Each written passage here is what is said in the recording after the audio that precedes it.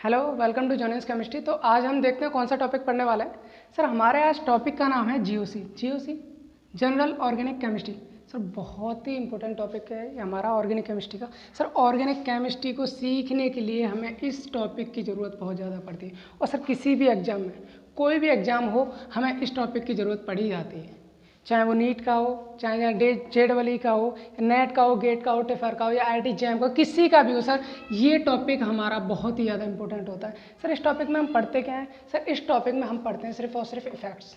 Effect कौन से effect मैंने लिख रखा है यहाँ पर, कौन से इफेक्ट पढ़ते हैं हम? पढ़ते हैं इसमें electronic displacement effect. Electronic displacement effect, electronic displacement से मुझे नाम से पता चल रहा है। सर क्या नाम है इसमें? मतलब इलेक्ट्रॉन का डिस्प्लेसमेंट हो रहा है, मतलब इलेक्ट्रॉन का आना जाना हो रहा है। आना जाना मतलब हो सकता है कि इलेक्ट्रॉन्स का क्या हो रहा है, यहाँ पर डीलोकलाइजेशन हो रहा है, एक जगह से दूसरी जगह या दूसरी जगह से किधर ना किधर वहाँ का क्या हो रहा है, इलेक्ट्रॉन्स का आना जाना हो रहा है। सर वही इफेक्ट हमें क्या कहलाता है? Electronic displacement effect.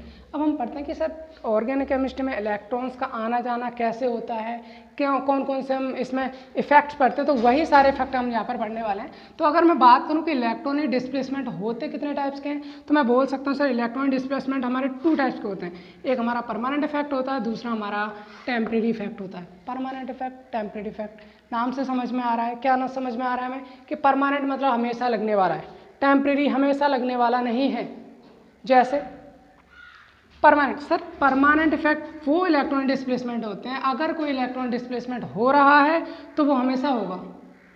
और टेम्परेरी डिस्प्लेसमेंट किसी न किसी चीज़ की प्रेजेंस में हुआ करता है। सर टेम्परेरी डिस्प्लेसमेंट इफेक्ट जो होता है वो किसी और दूसरे की प्रेजेंस में हुआ करता है। जैसे अगर मैं बात करता हूँ, आपने पढ़ रखा होगा, क्या पढ़ रखा होगा? जैसे मैं एक एग्जांपल ले लेता हूँ, CH3 यहाँ पर मैंने ले लिया Cl, CH3 मैंने ले लिया Cl। इसका मतलब क्या है? आपको पता है कि यहाँ पर क्या है सर, Cl की इलेक्ट्रोनेगेटिविटी कार्बन से ज़्यादा होती है।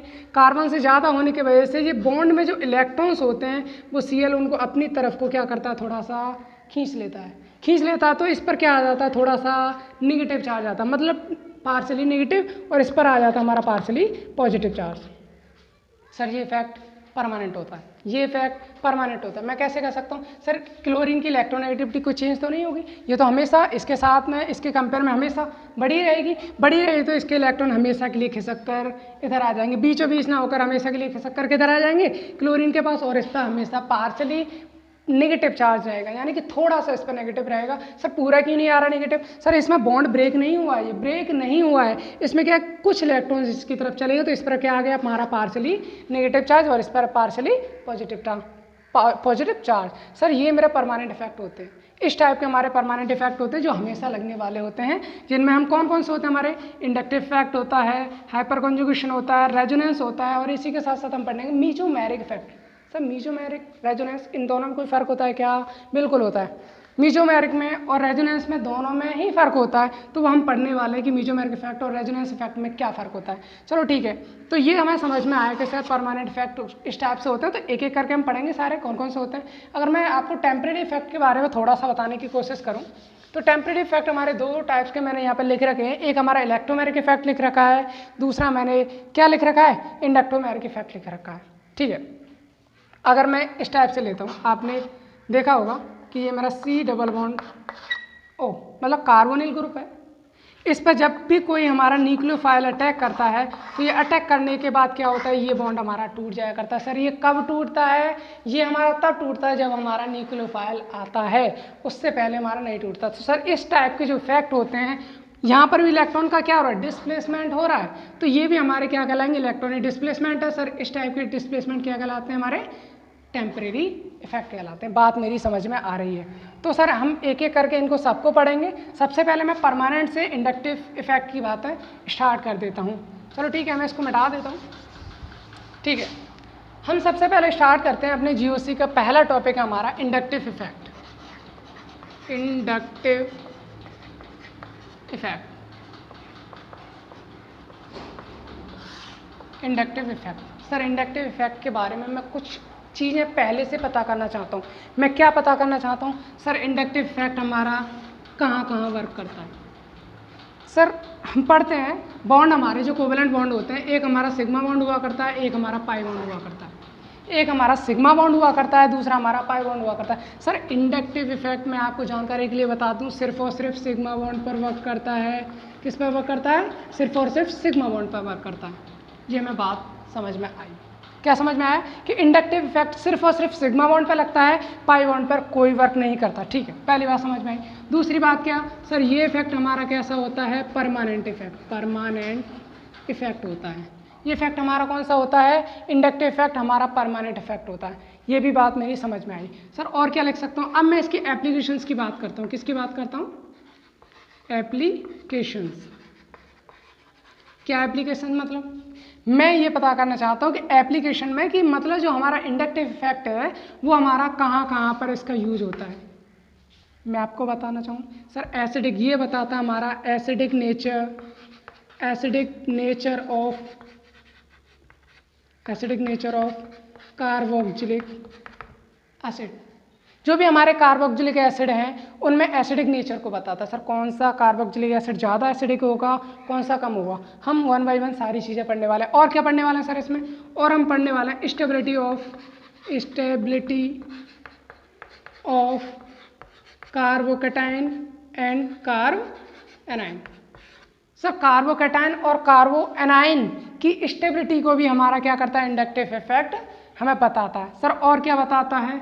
और में हम आपको बताएं सर, ये बताता है हमें सब्स्टिट्यूशन रिएक्शन जो होती है हमारी सर, उसमें भी इंडक्टिव इफेक्ट करता है। ठीक है, और क्या होती है सर? और भी इसका कोई एप्लीकेशन होती है क्या? बिल्कुल होती है। ये बताता हमारा बेसिक नेचर ऑफ एमाइंस। जो हमारे अमाइंस हुआ करते हैं उनकी बेसिक नेचर को भी हमारा क्या करता है? इंडक्टिव इफेक्ट गवर्न करता है।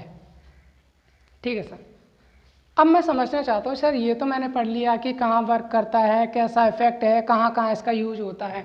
सर मैं चाहता हूँ, अब मैं क्या पढ़ना चाहता हूँ? मैं चाहता हूँ सर एक्चुअल में इंडक्टिव इफेक्ट होता कहाँ है और ये आता कहाँ से। सर इसका कंसेप्ट आता हमारा इलेक्ट्रॉन नेगेटिविटी डिफरेंस से। कहाँ से आता है? इलेक्ट्रॉन नेगेटिविटी के डिफरेंस से आता है। सर कोई भी 2 एटम होते हैं, अगर मैं ऑर्गेनिक केमिस्ट्री की बात करूं तो कार्बन से अगर मैं कोई ऐसा ग्रुप जोड़ दूं जिसकी इलेक्ट्रॉन नेगेटिविटी कार्बन से डिफरेंट होती है तो सर वहाँ पर मेरा इंडक्टिव इफेक्ट काम करने लगता है। फॉर एग्जाम्पल मैं क्या कहना चाह रहा हूँ सर? मैं कहना चाह रहा हूँ सपोज कि मैंने ये कार्बन की चेन ले ली, कार्बन सिंगल बॉन्ड, ये मैंने चेन ले ली, इतना ही ले रहा हूँ। इसके सबकी 4 वैलेंसी होती है। ठीक है, यहाँ पर मैंने कोई ग्रुप लगा दिया X, सपोज कि मैंने माना कि X की इलेक्ट्रॉन नेगेटिविटी जो है वो कार्बन से ज़्यादा है। तो क्या करेगा X? क्या करेगा? इनके बीच में जो इलेक्ट्रॉन होंगे, जो बॉन्ड पेयर, उनको थोड़ा अपनी तरफ खींचेगा। X क्या करेगा?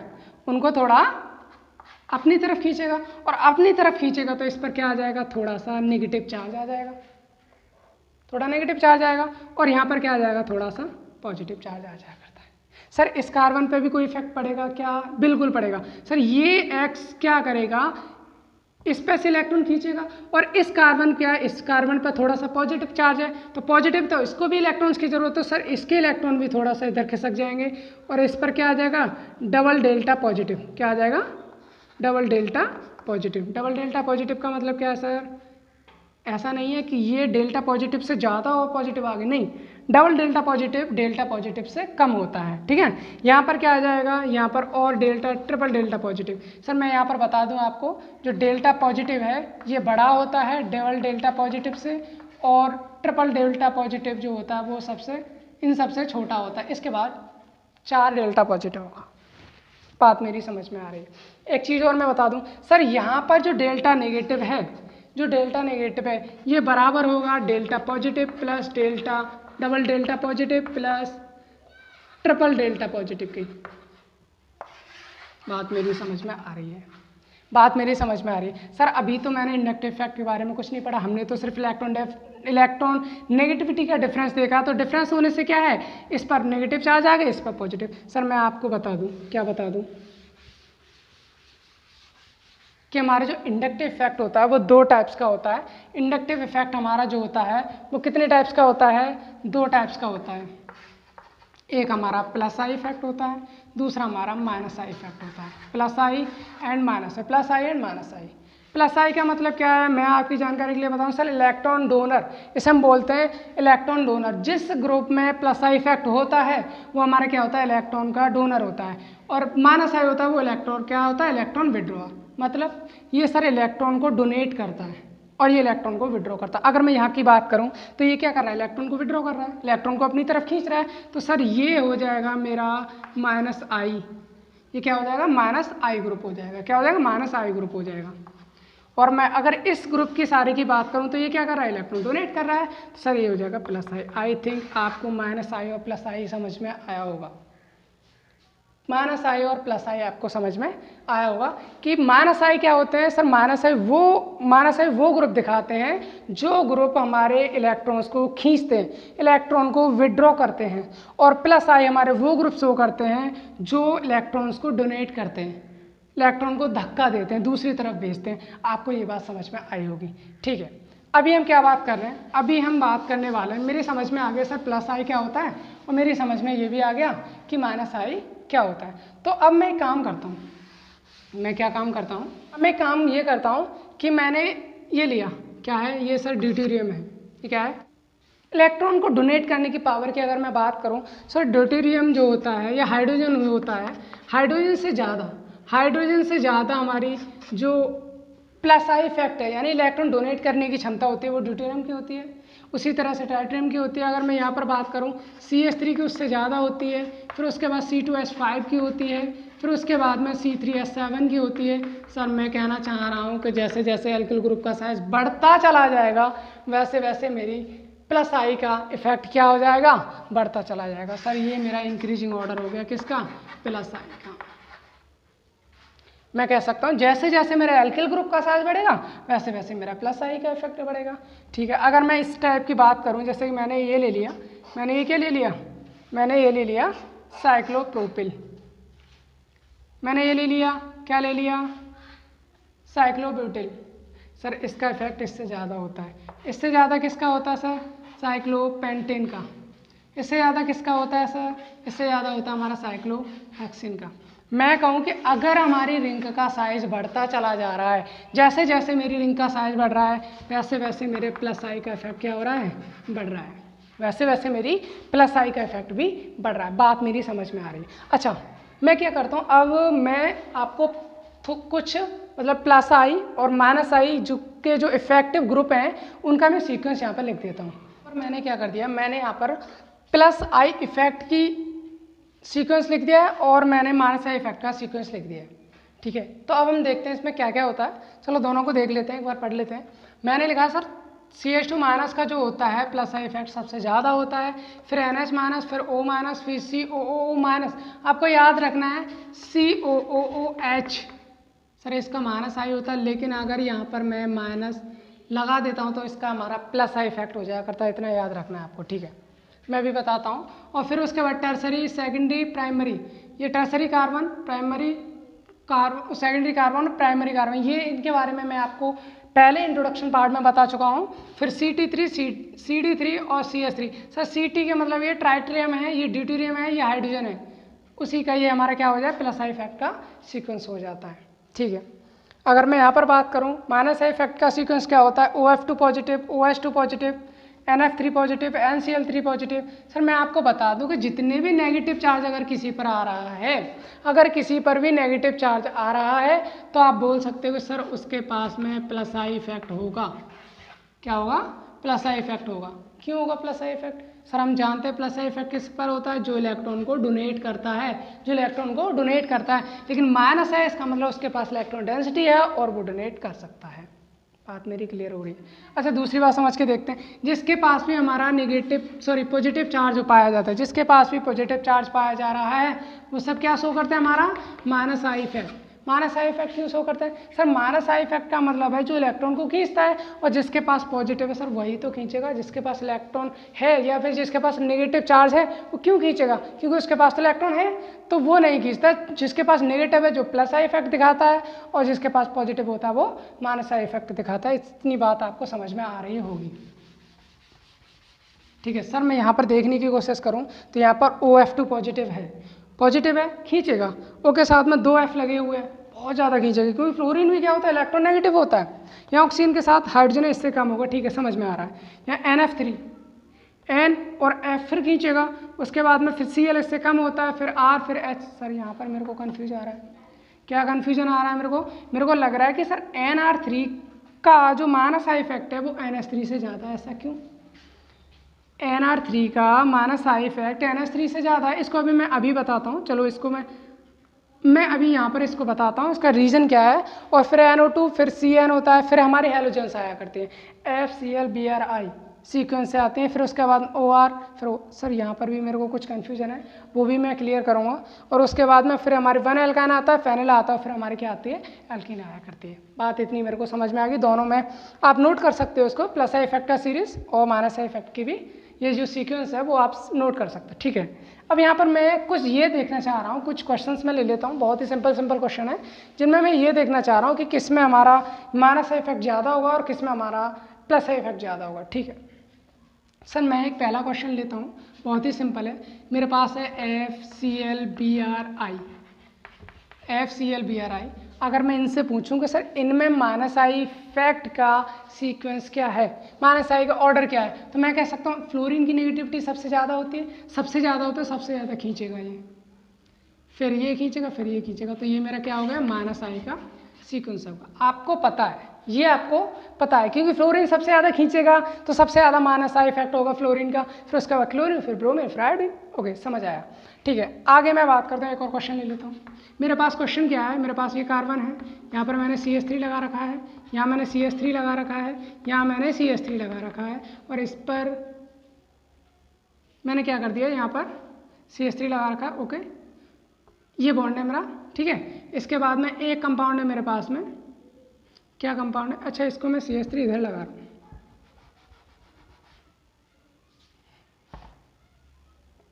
यहाँ मैंने CH3 लगा रखा है। ठीक है, एक कंपाउंड है मेरे पास में, यहाँ CH, यहाँ CH3 है और यहाँ पर भी हमारा CH3 है।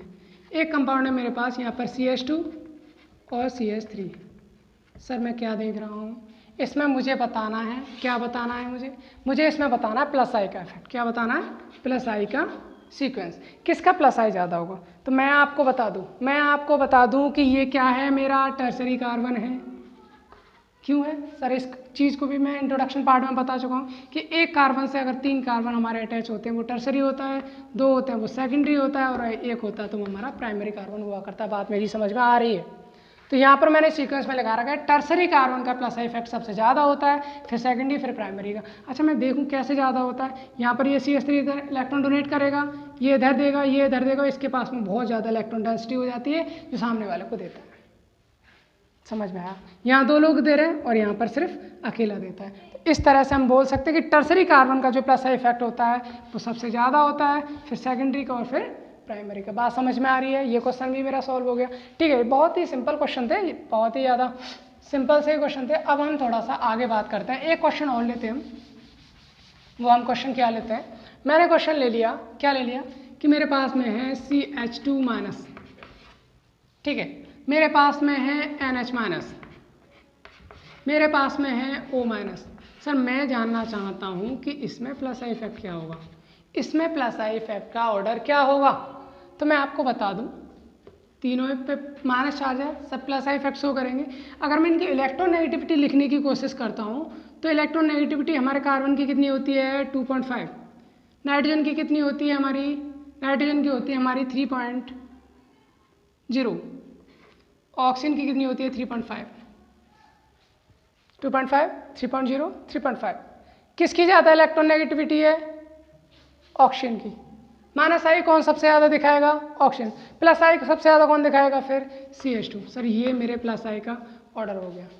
जिसकी कम इलेक्ट्रोनेगेटिविटी वो सबसे ज़्यादा प्लस आई इफेक्ट शो करेगा, और जिसकी सबसे ज़्यादा इलेक्ट्रोनेगेटिविटी है वो मेरा क्या दिखाएगा, माइनस आई दिखाता है। सर ये भी मेरा क्वेश्चन यहाँ पर सॉल्व हो जाता है, बात वो समझ में आ रही है।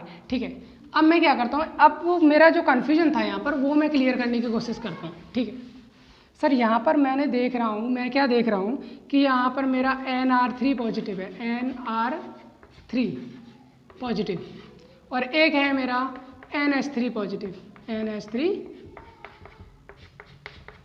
पॉजिटिव। सर मैंने इस सीक्वेंस में लिखा है कि माइनस आई की अगर मैं बात करूं, माइनस आई इफेक्ट, तो माइनस आई इफेक्ट इसका ज़्यादा है, इसका ज़्यादा है इससे। सर अगर मैं खुद अपना दिमाग चलाने की कोशिश करूं तो मैं सोचता हूं कि सर ये तो हमारा एल्किल ग्रुप है, और एल्किल ग्रुप जितने भी होते हैं सब क्या होते हैं, प्लस आई इफेक्ट शो करते हैं, सब प्लस आई इफेक्ट शो करते हैं। ये अपने इलेक्ट्रॉन देगा, ये अपने इलेक्ट्रॉन देगा, ये अपने इलेक्ट्रॉन देगा, तो ये तो इसका तो माइनस आई कम हो जाना चाहिए, इसका माइनस आई ज़्यादा होना चाहिए, मतलब ये तो प्लस आई शो करना चाहिए इसके कंपेरिजन में, लेकिन नहीं, ये क्या करता है, माइनस आई ज़्यादा दिखाता है। इसका रीज़न क्या होता है सर, इसका रीज़न होता है स्टेरिक हिंड्रेंस। स्टेरिक हिंड्रेंस मतलब मैं आपको बता दूं, नाइट्रोजन का जो साइज होता है वो हमारा छोटा होता है। अगर मैं इसके केस में लेके चलता हूँ, मैं इसके केस में लेके चलता हूँ, ये मेरा नाइट्रोजन है, ये मेरा हाइड्रोजन लगा हुआ है, ये मेरा हाइड्रोजन लगा हुआ है, ये मेरा हाइड्रोजन लगा है। सर तीनों की बॉन्ड लेंथ क्या है, हमारी फिक्स है, हमारी तीनों की क्या है, हमारी बॉन्ड लेंथ फिक्स है। मैं थोड़ा सा और लिखने की कोशिश करता हूँ, ये मेरा नाइट्रोजन है, यहाँ मेरा हाइड्रोजन लगा हुआ है, यहाँ मेरा हाइड्रोजन लगा हुआ है, यहाँ मेरा हाइड्रोजन लगा हुआ है, इन तीनों की बॉन्ड लेंथ क्या है, मेरी फिक्स है। ठीक है, ये मेरा नाइट्रोजन है, यहाँ पर क्या है, alkyl group. Sir alkyl group का साइज क्या हो जाता है, बड़ा, और बड़े होने के कारण क्या होता है, ये चीज़ हो जाती है, क्या होता है, ये होता है। इसमें क्या होता है सर, साइज जब बड़ा हो जाता है तो इनके बीच में क्या होता है, रिपल्सन लगने लगता है। इनके बीच में क्या लगता है, स्टेरिक हिंड्रेंस होती है, रिपल्सन होता है, जिसकी वजह से ये क्या होता है, ये ग्रुप दूर दूर चले जाते हैं। दूर दूर जाने से क्या होता है, इनमें जो जैसे इनमें क्या होता है कि जो नाइट्रोजन से इनके बीच का जो बॉन्ड लेंथ होती है वो हमारी इंक्रीज हो जाती है। बॉन्ड लेंथ क्या होती है, हमारी इंक्रीज हो जाती है। बात समझने की कोशिश करना, ये मेरा नाइट्रोजन है, यहाँ पर भी मेरा नाइट्रोजन, यहाँ पर हाइड्रोजन लगे हुए हैं जो कि इससे लगे हुए हैं। ठीक है, मेरी बात समझ में आ रही है। यहाँ पर क्या, आर ग्रुप का साइज बल्कि ग्रुप है, तो मतलब ये क्या होता है, बड़ा होता है। बड़े होने के कारण इनमें रिपल्सन फोर्स लगता है और इनकी बॉन्ड लेंथ क्या होती है, इंक्रीज हो जाती है। और बॉन्ड लेंथ इंक्रीज होने से यहाँ का इलेक्ट्रॉन डेंसिटी इसमें यहाँ थी, लेकिन इसमें इलेक्ट्रॉन डेंसिटी कहाँ पहुँच जाती है, यहाँ, यानी कि नाइट्रोजन एटम से इलेक्ट्रॉन डेंसिटी कम हो जाती है। सर जब बॉन्ड लेंथ बढ़ेगी तो यहाँ की इलेक्ट्रॉन डेंसिटी भी दूर जाएगी, जब दूर जाएगी तो यहाँ की इलेक्ट्रॉन डेंसिटी क्या हो जाएगी, कम हो जाएगी। कम हो जाती है तो सर इसी वजह से क्या करता है, ये माइनस आई इफेक्ट शो करने लग जाता है, क्योंकि इलेक्ट्रॉन कम तो इलेक्ट्रॉन खींचेगा, इसलिए माइनस आई इफेक्ट शो करता है। Sir NR3 positive NH3 positive से ज़्यादा माइनस आई इफेक्ट शो करता है, ये बात मेरी क्लियर हो चुकी है। ठीक है, बात मेरी ये चीज़ समझ में आ गई। अच्छा, मेरा एक और कन्फ्यूजन था, वो भी मैं देख लेता हूँ। वो मेरा कन्फ्यूजन क्या था, वो मेरा कन्फ्यूजन था ये, मैंने कहा था कि जो मेरा OR है इसकी जो इसका जो माइनस आई इफेक्ट है वो OS से ज़्यादा होता है। ऐसा क्यों सर, इसमें भी वही फंडा है, इसमें भी क्या फंडा है, इसमें भी क्या फंडा है हमारा, इसमें भी फंडा है स्टेरिक हिंड्रेंस का। मतलब क्या है, ये मेरा ऑक्सीजन है, यहाँ मेरा कोई ग्रुप लगा हुआ है, यहाँ पर मेरा R लगा हुआ है, ये मेरा ऑक्सीजन है, यहाँ कोई ग्रुप लगा है, यहाँ पर मेरा H लगा हुआ है। सर ये मेरा बल्कि ग्रुप है, बल्कि ग्रुप है।